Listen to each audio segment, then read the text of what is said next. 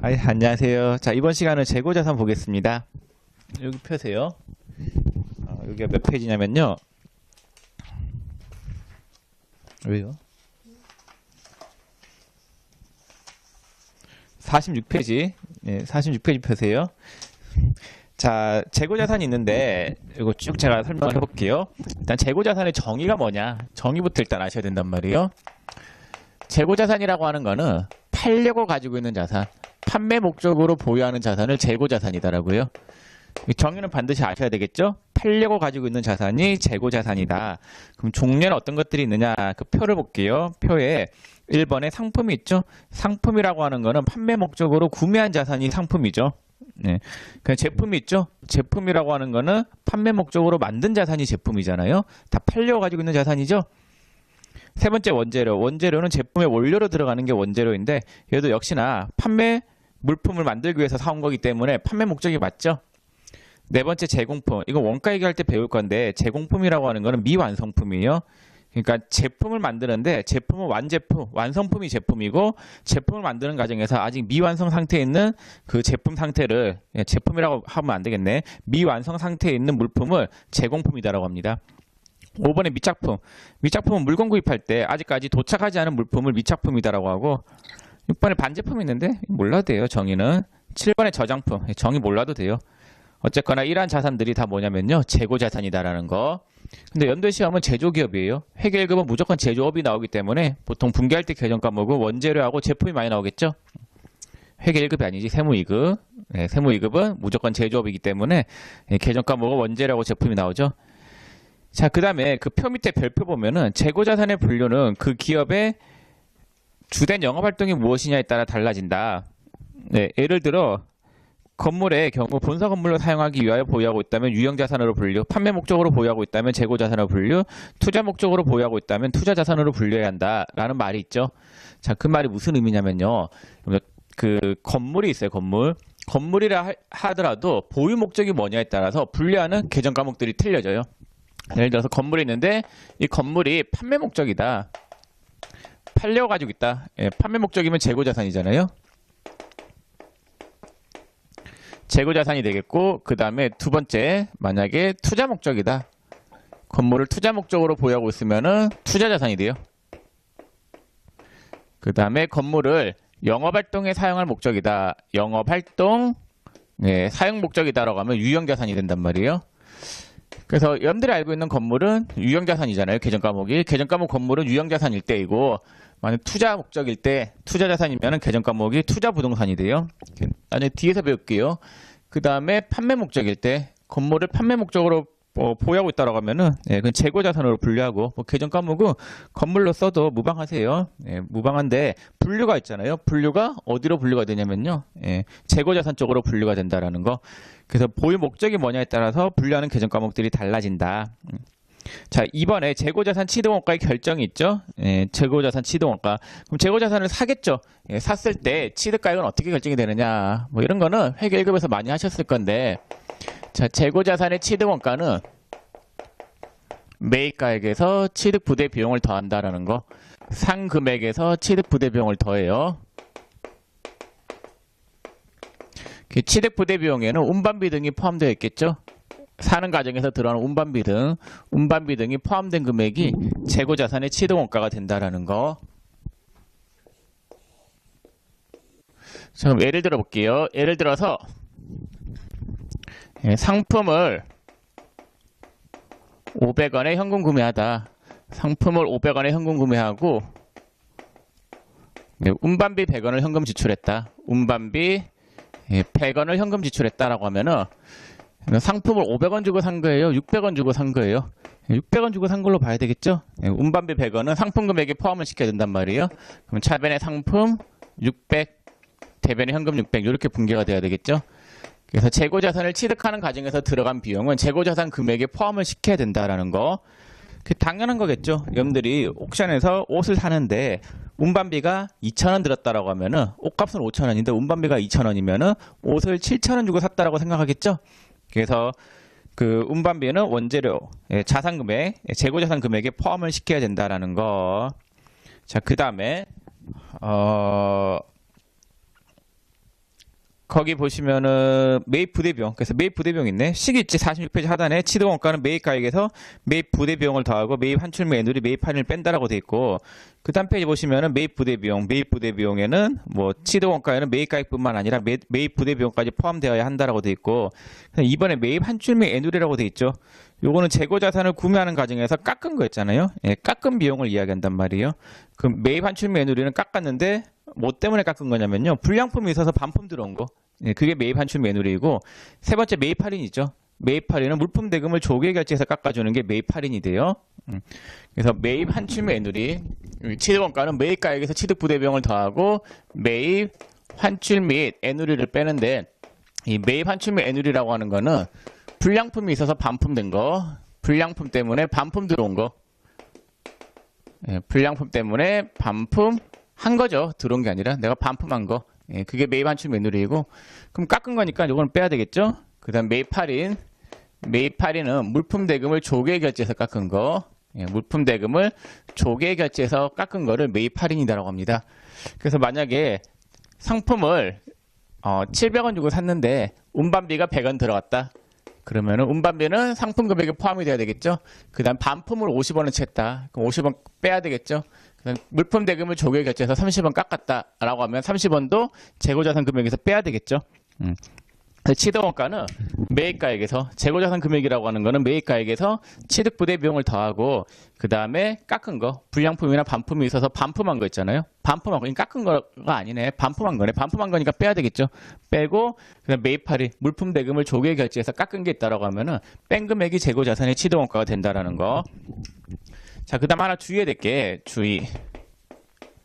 자, 운반비가 있는데, 취득부대 비용 중에서 운반비 있잖아요.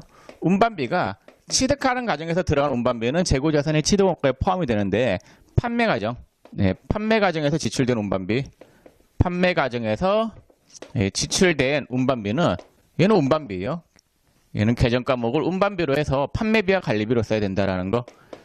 사는데, 사는 과정에서 들어간 운반비는 재고자산의 취득원가에 포함이 되는 게 맞는데, 판매자 입장에서 운반비는 운반비예요. 그래서 예를 들어서 제품을 500원에 현금 판매하고, 그 다음에 운반비 50원을 현금 지출했다. 자, 그러면은 분계가 어떻게 되느냐.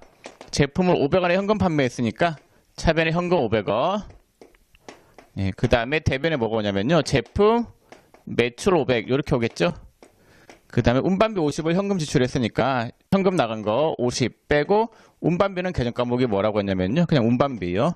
판매자 입장에서 운반비는 운반비가 돼요. 살 때 운반비는 상품 금액에 포함을 시키고, 판매자 입장에서 운반비는 비용 처리. 자, 그 다음에 이제 3번, 거기 재고자산 취득 시 회계 처리가 있죠. 분계들 한번 볼게요. 47페이지. 칠판을 좀 지우고 보겠습니다. 네, 그럼 그 밑에 3번에 재고자산 취득 시 회계 처리를 볼게요. 1번에 매입 환출 및 애누리 발생 시라고 되어 있죠. 자, 거기에 재고자산 구입 시에 보면은 원재료를 5,000원에 외상으로 구매하고 운반비 1,000원을 현금으로 지급하였다. 원재료 얼마 주고 산 거예요? 운반비 1,000원 포함한 6,000원 주고 산 거겠죠. 차변에 원재료 6,000원. 차변에 원재료 6,000원이고, 자, 그 다음 외상이죠. 자, 외상은 얼마예요? 5,000원만큼 외상으로 구매했으니까 외상 매입금 5,000원이겠죠. 외상 매입금 5,000원. 자, 그 다음에 그 운반비 1,000원을 현금으로 지급하였으니까 운반비는 원재료 가액에 포함을 시켜야 되겠죠. 대변에 현금 1,000원 이렇게 분개하면 되겠죠. 자, 그 다음 두 번째 매입 환출 및 애누리인데, 매입 환출 및 애누리는 불량품이 있어서 반품한 거를 매입 환출 및 애누리다라고요. 자, 외상대금 5,000원을 결제함에 있어서 구입한 원재료에서 불량품을 발견하여 1,000원에 해당하는 금액을 반품하고 잔액은 현금 지급하다라고 돼 있죠. 그럼 1,000원만큼 반품을 했으니까 원재료를 6,000원 주고 산 게 아니라 얼마 주고 산 걸로 바뀌겠어요?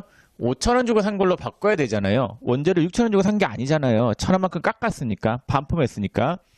그럼 대변에 원재료 1,000원을 빼야 돼요. 그래서 5,000원이 되겠죠? 자, 그 다음에 외상대금이 5,000원이 아니라 얼마가 깎여야 되겠어요? 1,000원이 깎여야 되겠죠, 이제.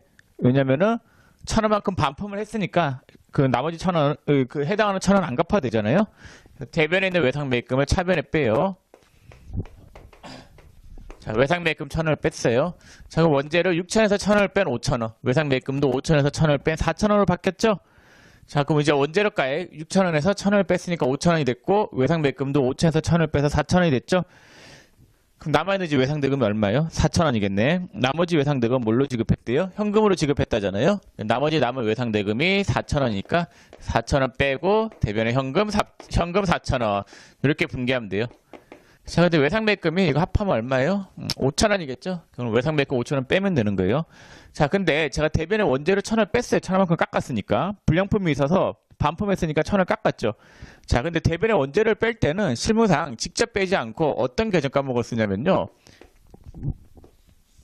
매입, 환출 및 애누리라고 하는 계정 과목을 써요. 매입, 환출 및 애누리라고 하는 원재료 차관 계정을 쓴다라는 거. 왜냐면은 대변에 원재료 1,000원이 이렇게 빼버리면은 왜 빠졌는지에 대한 이유를 모른단 말이에요. 그래서 이유를 알고 싶기 때문에 대변 쪽에다가 그 이유를 적어줘요. 그래서 대변에 원재료 6,000원이죠. 6,000원 중에서 1,000원만큼이 빠져요. 매입 환출 및 애누리는 원재료 차관 계정이단 말이에요. 원재료를 1,000원만큼 빼야 되는데 뺄 때는 어떤 계정 과목을 쓰냐면요. 반품 들어온 거니까 매입 환출 및 애누리 1,000원. 그래서 원재료 금액은 5,000원이다라고 이렇게 표시가 되는 거예요. 그래서 불량품이 있어서 반품한 거 있잖아요. 불량품이 있어서 반품한 거는 그 계정 과목이 매입 환출 및 애누리이고 반품을 했으니까 대변에 빼야 되잖아요. 그래서 매입 환출 및 애누리는 원재료 차관 계정의 성격이다라는 거. 분개할 때는 매입 환출 및 애누리예요. 근데 이게 재무 상태표에 표시될 때는 이 대변의 원재료 금액이 5,000원이다라고 표시가 돼요. 그러니까 매입 환출 및 애누리는 어디까지나 실무상 쓰는 계정 과목이다라는 거. 자, 그 다음에 47페이지 하단에 이번에 매입 할인 발생 시 볼게요. 분류, 재고자산 구입 시 원재료를 6,000원에 구입하고 대금 중 1,000원은 당좌 수표를 발행하여 지급하고 나머지 금액은 외상으로 했다죠. 그러면은 차변에 원재료가 얼마가 오냐면요. 원재료 상금액이 6,000원이죠. 자, 6,000원 주고 샀고 그 다음에 5,000원만큼은 1,000원만큼은 수표 발행했으니까 당좌예금 1,000원. 당좌예금 1,000원이고 그 다음에 나머지는 어떻게 했대요? 외상으로 했으니까 뭐가 돼요? 외상 매입금 5,000원 이렇게 분개하시면 되겠습니다. 자, 그 다음 매입 할인 볼게요. 밑에 외상대금 5,000원을 조기에 결제하여 1,000원을 할인받고 잔액은 현금으로 지급하였다. 그럼 1,000원만큼은 물품 대금을 조기에 결제해서 할인한 거잖아요. 자, 그럼 1,000원만큼을 깎았으니까 외상 매입금 1,000원 빼고 원재료 1,000원을 빼야 되겠죠. 대변에 있는 외상 매입금을 차변에 빼요. 외상 매입금 1,000원을 차변에 빼고 그 다음에 차변에 있는 원재료도 대변에 1,000원을 빼요. 그럼 원재료 금액이 얼마가 돼요? 5,000원이 되겠죠? 자, 근데 대변에 원재료를 뺄 때는 직접 안 빼요. 빠지는 이유를 설명을 해줘야 된단 말이에요. 그래서 어떤 계정 과목을 쓰냐면요. 물품 대금을 조기에 결제해서 깎은 거 매입 할인이라고 하는 계정 과목을 써요. 그래서 매입 할인은 성격이 뭐냐면요. 원재료를 빼게 하는 성격의 계정 과목이에요. 원재료 6,000원에서 1,000원이 빠져서 원재료 금액이 5,000원이다라고 표시가 된단 말이에요. 재무상태표에는. 매입 할인은 원재료를 빼게 하는 성격의 계정 과목이다라는 거. 얘랑 성격이 똑같아요. 매입 환출 및 애누리하고. 그러니까 대변에 원재료를 빼야 되는데 둘 다 원재료를 빼는 거잖아요. 빼는데 어떻게 빠졌느냐 이유를 이야기해 줘야 되잖아요. 얘는 반품 들어와서 빠진 거다. 그때는 매입 환출 및 애누리. 물품 대금을 조기에 결제해서 깎은 거다. 그때 매입 할인. 자, 그럼 나머지 외상 대금은 뭘로 지급했냐면요. 나머지 외상 대금은 현금으로 지급하였죠. 그래서 외상 매입금 4,000원을 빼고 현금 지급한 거는 대변에 현금 4,000원 이렇게 분개하면 되겠죠. 자, 근데 외상 매입금 어차피 다 합치면 얼마가 돼야 돼요? 5,000원이겠죠. 차변에 외상 매입금 5,000원. 자, 이렇게 분개하시면 되겠습니다. 그래서 구매했을 때, 취득했을 때 분개를 살펴봤고, 뭐 특별한 게 없었어요. 취득했을 때 취득 부대 비용은 재고자산 금액이 포함이 돼야 된다. 그 다음 깎은 게 있다. 반품이 들어왔거나 물품 대금을 조기에 결제해서 깎은 거. 깎은 거는 대변에 재고자산을 빼야 되는데 깎았기 때문에 빼야 되는데 뺄 때는 직접 안 빼고 매입 환출 및 애누리나 매입 할인과 같은 계정 과목을 쓴다라는 거. 자, 그 다음 페이지 볼게요. 자, 그 다음 페이지가 재고자산 판매 시의 기처리죠. 자, 팔았을 때는 뭐 대변에 제품 매출이 올 건데 물건 팔면은 차변에 외상 매출고 대변의 제품 매출 뭐 이렇게 분개가 오잖아요. 그리고 대변에 잡히는 이 수익 금액 있잖아요. 이 수익 금액이 얼마가 되느냐.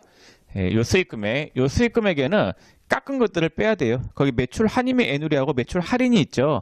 매출 한이 및 애누리는 불량품이 있어서 반품 들어온 거예요. 그럼 수익 금액, 매출 금액이 그만큼 깎이겠죠.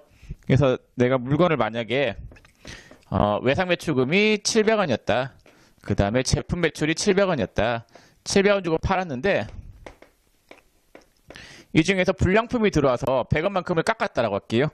그러면은 제품 매출이 100원 빠져야 되겠죠. 100원만큼 깎았다라고 할게요. 제품 매출이 100원 빠지고 그 다음 외상 대금도 얼마가 빠져야 되겠어요? 대변에 100원이 빠져야 되겠죠. 근데 깎았는데 불량품이 있어서 깎았다. 불량품이 있어서 깎았을 때는 대변의 제품 매출을 직접 빼지 않고 어떤 계정 과목을 쓰냐면요. 매출, 환입 및 애누리라고 하는 제품 매출 차감 계정을 써요. 그래서 제품 매출을 지금 100원만큼 깎았잖아요. 깎았을 때는 직접 안 빼고 매출 환입 및 애누리라고 하는 차감 계정, 제품 매출 차감 계정을 쓰고, 자, 그 다음 거기 책에 매출 할인이 있죠. 매출 할인은 물품 대금을 조기에 결제해서 깎은 거를 매출 할인이더라고요. 거래처에서 물품 대금을 조기에 결제해주면은 아무래도 돈 좀 깎아준단 말이에요. 그때 사용하는 계정 과목이 매출 할인이에요. 그럼 만약에 물품 대금을 조기에 결제해서 100원 깎았다. 그러면 제품 매출이 또 100원 빠져야 되겠죠. 수익 금액이 그만큼 줄어드니까. 자, 근데 대변의 제품 매출이 이렇게 있는데 이 중에서 뺄 때는 직접 안 빼고 차감적 계정. 왜 깎았어요? 물품 대금을 조기 결제해서 깎았잖아요. 그때는 매출 할인이라고 하는 계정 과목을 써요. 차감 계정. 자, 그러면은 제품 매출 700원에서 100백이 빠졌죠. 얘는 왜 빠졌냐면요. 불량품이 있어서 빠진 거죠. 불량품이 있어서 빠졌을 때는 제품 매출을 빼야 되는데 뺄 때는 직접 안 빼고 매출 한입 애누리. 자, 그다음 또 얘도 100원이 빠졌다라고 하면은 깎았다라고 하면은 얘는 왜 깎였냐면요. 물품 대금을 조기 결제해서 깎은 거는 매출 할인. 그래서 뺄 때는 직접 안 빼고 이런 차감 계정, 차감 계정을 쓴다라는 거. 자, 그럼 그 밑에 회계 처리 있죠. 재고자산 판매 시 회계 처리. 자, 요거 한번 볼게요. 첫 번째. 매출 한입 및 애누리 발생 시인데 재고자산 판매 시 제품을 6,000원에 외상으로 판매했다. 그럼 분계가 어떻게 되냐면요. 차변에 외상 매출금 6,000원.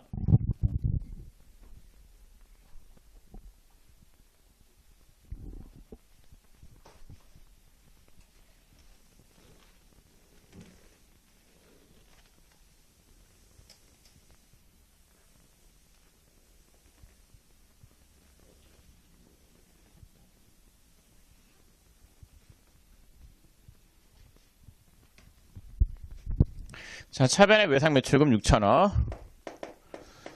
대변의 제품 매출 6,000원 이렇게 되어 있었어요. 자, 근데 이 중에서 얼마를 깎았냐면요. 거기 밑에 볼게요. 제품 외상 대금 6,000원을 회수함에 있어서 불량품이 있어서 1,000원을 애누리해주고 잔액은 자기학수표로 받았다. 1,000원만큼은 불량품이 있어서 반품이 들어왔대요. 불량품이 있어서 깎아준 거죠. 그냥 깎아준 거는 매출 애누리. 그러니까 매출 환입 및 애누리가 있는데 매출 환입 및 애누리. 다 불량품과 관련된 거예요. 불량품이 있어서 반품이 들어오거나 불량품이 있어서 깎아준 거, 이걸 매출 한임의 애누리다라고 해요. 그 얼마만큼을 애누리해 줬냐면요. 1,000원만큼을 애누리해 줬죠. 그러면은 1,000원을 빼요. 외상 매출금 1,000원 빼고 제품 매출도 1,000원을 빼야 되는데 이 뺄 때는 직접 안 빼고 어떤 계정 과목을 쓰냐면요. 빼는 계정 과목. 제품 매출을 빼는 거 불량품 때문에 빠지는 거잖아요. 매출 환입 및 애누리라고 하는 계정 과목을 써요. 이렇게 1,000원이 빠졌죠? 나머지 외상 대금 뭘로 받았느냐? 나머지 외상 대금은 자기학수표로 받았잖아요. 남은 게 5,000원이죠. 5,000원 빼고 자기학수표 받은 거는 뭐가 되겠어요? 현금이겠죠? 현금 5,000원. 이렇게 분계하면 돼요. 그래서 결국 분계는 차변에 있는 외상 매출금을 대변에 빼요. 6,000원. 빼고 돈을 받는데 깎은 거는 제품 매출 수익 금액이 1,000원 빠져야 되는 건데 뺄 때는 직접 안 빼고 빠지는 이유 불량품 때문에 빠진다라고 해서 매출 한입 및 애누리 쓰면 돼요. 자, 그다음 밑에 이번에 매출 할인 발생 시가 있는데 제품을 14,000원에 판매하고 대금 중 8,000원은 약속 어음으로 받고 잔액은 외상으로 했다.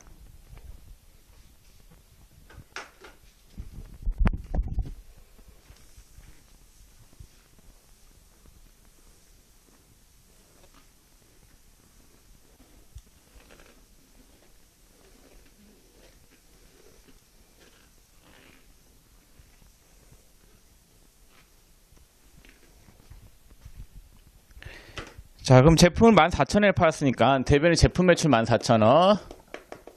제품 매출 14,000원이고 그 다음에 6,000원은 8,000원은 어음 받았죠. 받을 어음 8,000원. 나머지는 외상으로 했으니까 외상은 뭐가 돼요? 6,000원만큼 외상 매출금 6,000원 이렇게 분개가 돼요. 자, 근데 그 두 번째 제품 외상 대금 6,000원을 조기에 결제 받아서 1,000원을 할인해주고 잔액은 현금 수령하였다라고 돼 있죠. 외상 대금 6,000원을 받았는데 자, 이거 받을 때 얼마를 깎아줬대요? 물품 대금을 조기에 결제해서 1,000원을 깎아줬다죠. 그럼 외상 매출금 1,000원을 빼고 자, 깎은 것만큼은 제품 매출을 빼야 되는데 대변에 있는 제품 매출을 뺄 때는 직접 안 빼고 어떤 개정 과목을 쓰냐면요. 매출 할인이라고 하는 개정 과목을 써요. 매출 할인은 물품 대금을 조기에 결제해서 깎았을 때 매출 할인이 된단 말이에요. 제품 매출을 직접 안 빼고 매출 할인을 쓰고 그 다음에 나머지 외상 대금 뭘로 받았대요? 현금으로 받았으니까 나머지 외상 대금 5,000원 얹으면 6,000원이 되겠죠. 차변에 현금 5,000원. 이런 식으로 분개하시면 되겠습니다. 그래서 재고자산을 샀을 때와 팔았을 때의 분개에 대해서 살펴봤는데 그래서 저 뒤에 연습 문제, 필수분개 연습이죠. 그거 한번 풀어볼게요. 55페이지 1번부터 6번까지 풀어볼 테니까 여러분들 한번 풀어보세요. 자, 일단 칠판 좀 지울게요. 자, 그러면은 55페이지 풀어볼게요. 자, 1번 원재료를 3만원 인수하고 계약금을 차감한 잔액을 어음으로 지급하다. 단 인수운임 2,000원은 현금으로 지급하다. 그럼 운반비가 2,000원 들어갔으니까 원재료 가액은 얼마가 돼야 되는 게 맞아요? 32,000원이 돼야 되겠죠? 그럼 차변에 원재료 32,000원. 그 계약금 준 거는 선급금이었겠죠? 그 선급금 5,000원 떨고 외상으로 한 건 뭐가 되겠어요? 어음 준 거는 지급어음. 나머지 운반비 낸 거는 현금으로 지급했죠? 대면의 현금. 자, 그 다음 2번. 외상배액금 잔액 3만원 중 구입한 원재료의 결함이 발견되어 외상대금 3,000원을 애누리 받고 잔액은 보통예금에서 이체하다. 그럼 외상배액금 잔액 3만원 갚았죠? 그럼 대변에 있는 외상배액금을 차변에 빼요. 갚았으니까. 자, 갚는데 갚을 때 얼마를 깎았나요? 3,000원을 깎았죠. 왜 깎았어요? 불량품이 있어서 깎은 거죠. 그 불량품이 있어서 깎은 걸 뭐라고 해요? 매입 환출 매누리죠.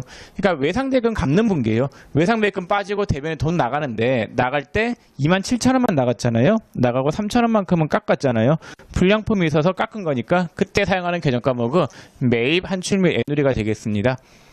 자, 3번 외상배액금 30만 원을 약정일 이전에 지급하게 되어 2% 할인을 받고 잔액은 현금으로 지급하였다. 또 외상대금 갚는 분계니까 차변에 외상배액금 빠지고 돈이 나가는데 얘도 깎았죠. 2% 할인을 했단 말이에요. 약정일 이전에 지급하게 되어 2% 할인을 받고 물품 대금을 조기에 결제해서 깎은 거잖아요. 그걸 뭐라고 했어요? 매입 할인이다라고 했었죠. 물품 대금을 조기에 결제해서 깎은 걸 매입 할인 하고 나머지 현금으로 지급했죠. 그래서 지금 분개를 보면은 이 원재료 구매했을 때 자산 구매했을 때 분개잖아요. 구매했을 때 분개는 차변에 이렇게 자산이 올 거고 그다음에 외상대금 갚는 분개, 외상대금 갚을 때 불량품이 있어서 깎은 거는 매입 환출 매누리, 그다음 물품 대금을 조기에 결제해서 깎은 거는 매입 할인, 나머지 돈 주는 거 이런 분개죠. 4번 제품을 90만 원에 판매했다. 대금 중 60만 원 외상으로 하고 잔액은 약속 어음을 받았다. 90만 원에 팔았으니까 대변 제품 매출 90, 외상 60, 어음은 30이잖아요. 근데 아까도 말씀드렸듯이 판매자 입장에서 운반비는 운반비예요. 판매하는 과정에서 들어간 비용이기 때문에 판관비단 말이에요. 그래서 단기 비용으로 처리해야 된단 말이에요. 5번 제품 외상대금 6만 원을 해소함에 있어 불량품이 있어서 3,000원을 애누리하고 잔액은 현금으로 해소했다. 외상대금 받는 거죠. 그럼 차변에 있는 외상매출금이 대변에 이렇게 떨려야 되겠죠. 받았으니까. 자, 근데 다 못 받고 3,000원만큼 깎았잖아요. 깎아줬단 말이에요. 근데 왜 깎아줬어요? 불량품이 있어서 깎아줬잖아요. 불량품이 있어서 깎은 거를 매출 환임 애누리라고 썼죠. 판매자 입장에서 깎은 거잖아요. 판매자 입장에서 깎은 거니까 매출 환임 매누리. 6번 제품 판매로 인한 외상대금 90만 원이 약정기일보다 빠르게 해소되어 2%를 할인해주고 잔액은 당좌이금 계좌로 입금되었다. 자, 외상대금 받는 분기예요. 얘도 역시나. 그럼 차변에 외상매출금이 90만 원 있었겠죠. 제가 받았으니까 차변에 있는 외상매출금을 대변에 빼요.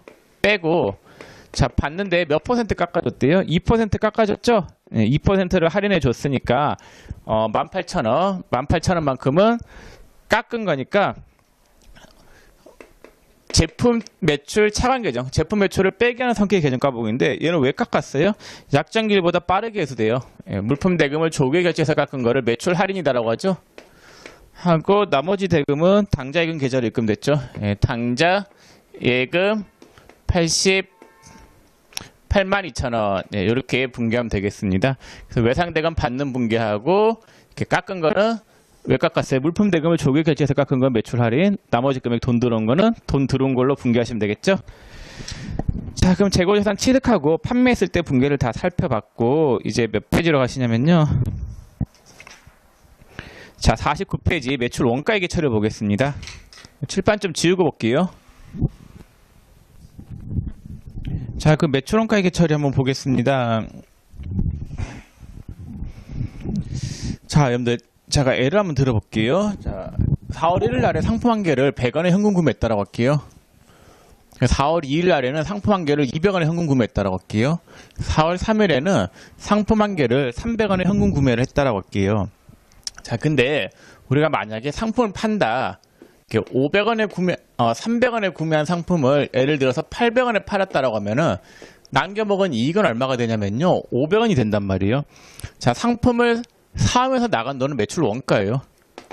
매출 원가고 팔아서 들어오는 돈은 상품 매출이 되겠죠.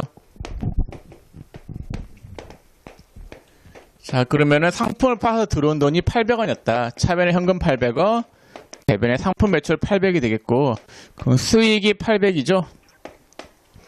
자, 근데 사오면서 나간 돈은 뭐가 돼야 되냐면요. 원가인데, 현금 300원이 빠져나갔잖아요. 매출 원가인데, 이걸 매출 원가로 하지 않고 처음에 사왔을 때는 상품이다라고 잡아둬요.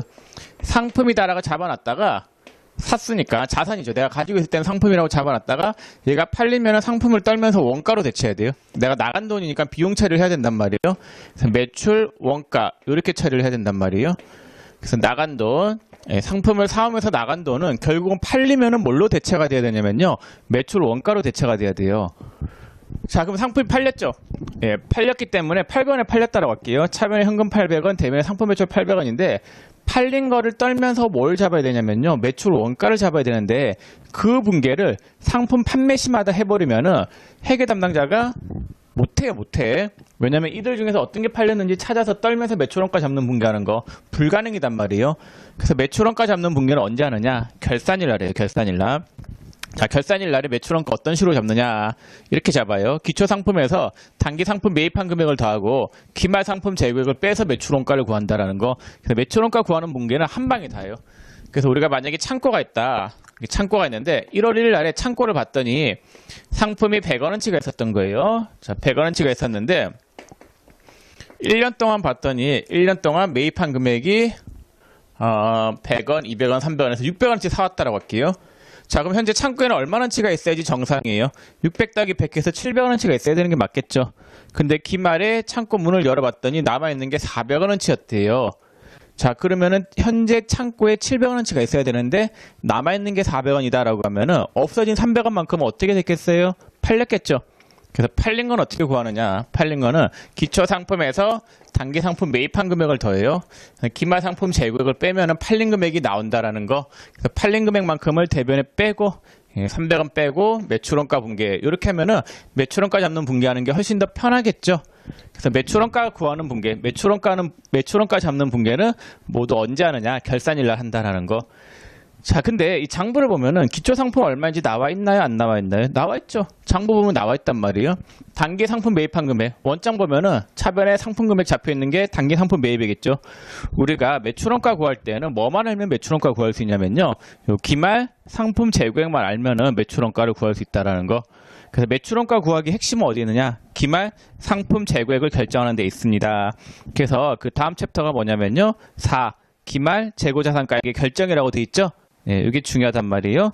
근데 여기 이 부분은 이론 문제형이단 말이에요. 그래서 여러분들 교재 49페이지부터 53페이지까지는 전부 다 이론 문제형이기 때문에 제가 잠깐 패스할게요. 잠깐 패스하고 54페이지로 바로 가볼게요. 자, 54페이지 타개정 대체라고 되어 있죠. 자, 이거부터 제가 좀 설명을 드려보겠습니다. 타개정 대체. 여러분들 타개정 대체 같은 경우에는 여러분들이 회계 1급에서 다들 공부하고 오셨을 거예요. 중요한 내용이라고 배웠을 거예요. 회계 1급 할 때. 세무 2급에서도 알아야 될 내용이긴 하겠죠. 좀 설명해 볼게요.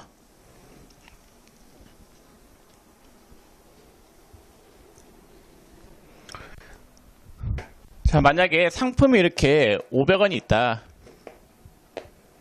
차변에 상품 500원, 대변에 현금 500원. 자, 만약에 상품 100원이 팔렸다라고 하면은 대변에 상품 100원을 떨면서 차변의 계정 과목은 뭘로 잡으면 되냐면요. 매출, 원가 100원 이렇게 분기하면 돼요. 자, 그 다음에 만약에 상품이 있는데 내가 가지고 있는 상품이 거래처에 접대 목적으로 줬다.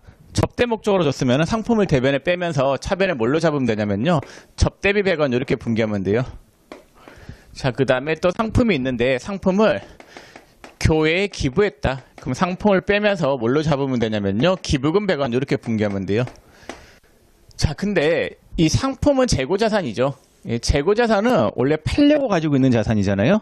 그럼 팔렸으면 매출 원가예요. 그럼 당연히 내가 산 상품들은 판매 목적으로 감수하는 게 일반적일 거예요. 이게 일반적이긴 한데 가지고 있는 물건을 판매 목적 이외로도 쓰는 경우가 있단 말이에요. 회사가 만든 삼성전자 같은 경우에 삼성전자가 만든 핸드폰이 있으면은 거래처한테 접대 목적으로 줄 수도 있는 거고 교회에 기부를 할 수도 있는 거단 말이에요. 어쨌거나 재고자산이 감소한 거니까 대변에 재고자산을 빼고 자 뺐는데 빼고 봤더니 애들은 판매 목적으로 빠지는 게 아니라 판매 목적 이외로 재고자산이 감소한 것들이잖아요. 이렇게 판매 목적 이외로 재고자산이 감소하는 거 판매 목적 이외의 재고자산 감소 이걸 우리가 뭐라고 하냐면요. 얘를 타계정 대체라고 합니다. 그래서 타계정 대체는 재고자산이 판매 목적 이외로 감소했을 때 타계정 대체라고 하는 말을 쓴다라는 거 중요하죠. 꼭 알아두셔야 되세요.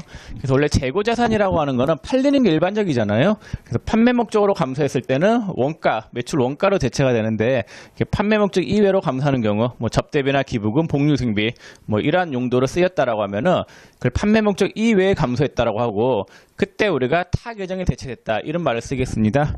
자, 그 다음에 타계정 대체에서 주의해야 될 게 두 가지가 있는데 자, 8번 조교를 입력해야 돼요. 8번 조교.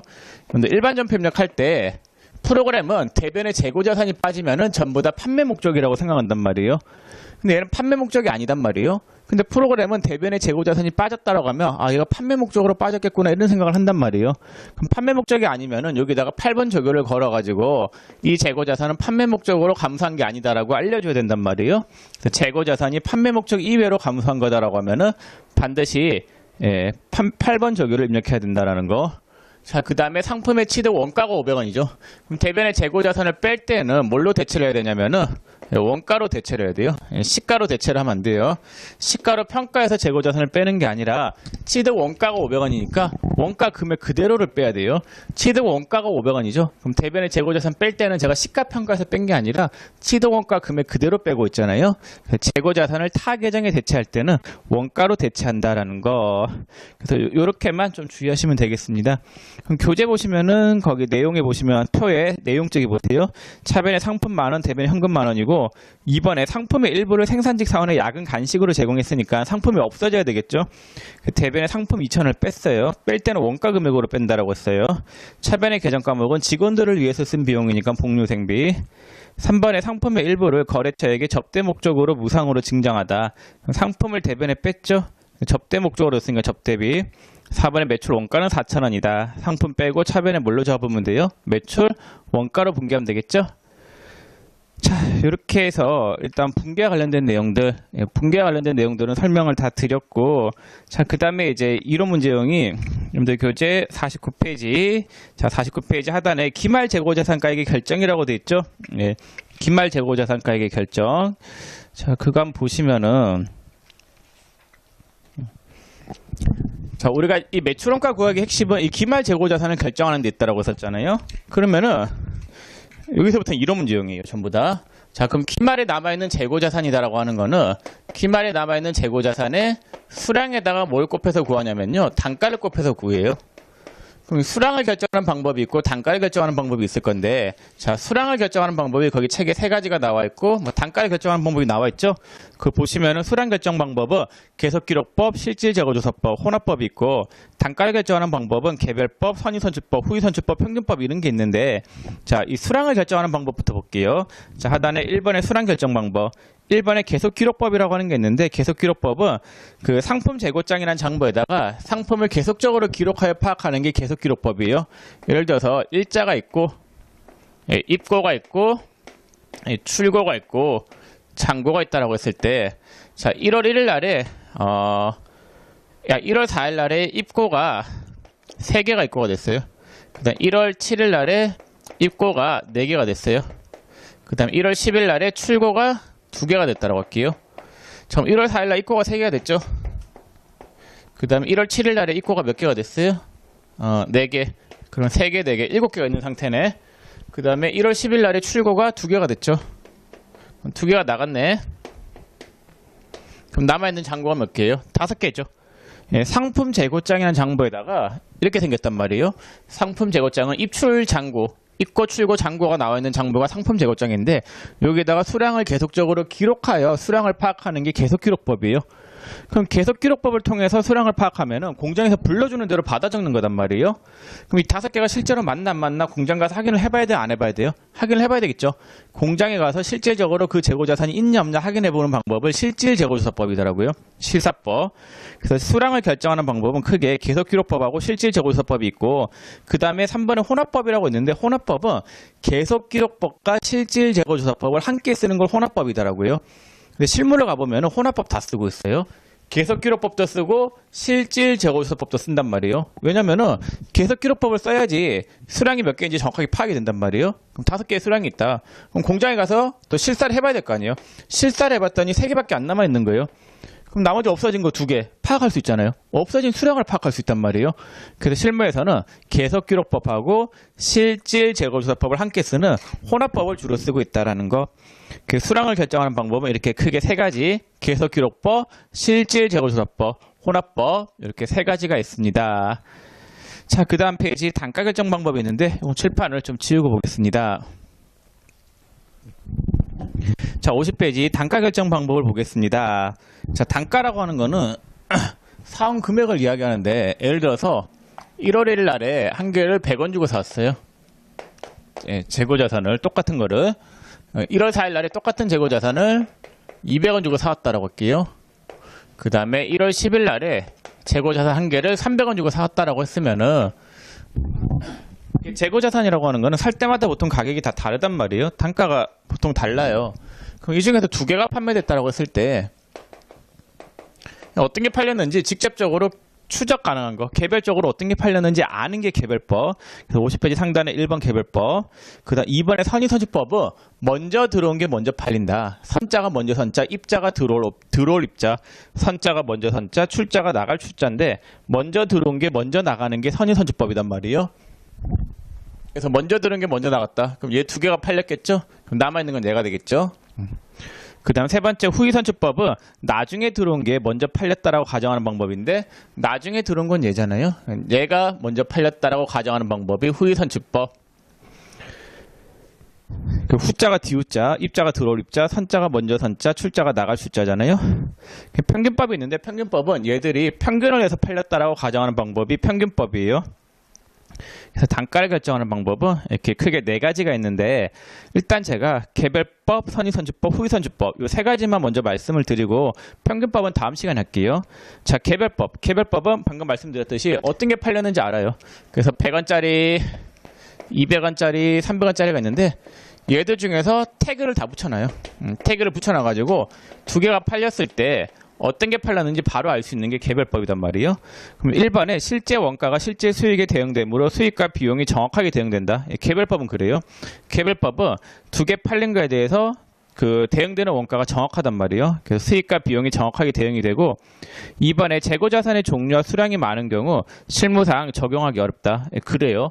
이 재고자산의 수량이 적을 때는 태그를 붙여놔가지고 어떤 게 팔렸는지 알 수 있는데 수량이 많아지면은 재고자산의 수량이 많아지면은 어떤 게 팔렸는지 알 수가 없단 말이에요. 알기는 알 수 있는데 그거 언제 다 파악하고 앉아있어요? 예, 실무상 어렵단 말이에요. 자, 3번에 판매된 재고자산의 원가를 경영자가 임의로 결정하여 단기 손익을 조작할 수 있다 이렇게 돼 있죠. 자, 만약에 2개를 팔았는데 1개를 팔았다고 할게요. 자, 예를 들어서 1개를 팔았는데 700원에 팔았어요. 근데 경영자가 이익을 높게 계산하고 싶다라고 하면은 이거 팔렸다라고 뻥 때리면 되겠죠? 그럼 600원 이익이 나잖아요? 그럼 이익을 낮게 보고하고 싶다라고 하면 얘 팔렸다라고 하면은 이익이 400원 되는 거잖아요? 그래서 그 경영자 마음대로 이익을 조작할 수 있기 때문에 예, 뭐 그런 문제점이 있다라는 거. 자, 그 다음 2번에 선의선주법하고 3번에 후위선주법이 있는데 이 2가지 특징 비교하는 거 잘 하셔야 되겠죠? 한번 설명을 해볼게요. 자, 선의선주법이 있고 후의선주법이 있다라고 했을 때 첫 번째 기말재고.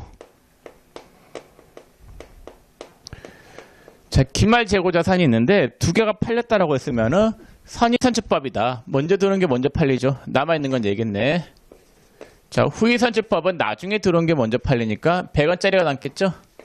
그래서 선의선주법 하에서는 기말재고 자산이 가대, 후의선주법 하에서는 기말재고 자산이 가소. 자, 두 번째 매출원가. 매출원가는 팔린 걸 이야기하겠죠.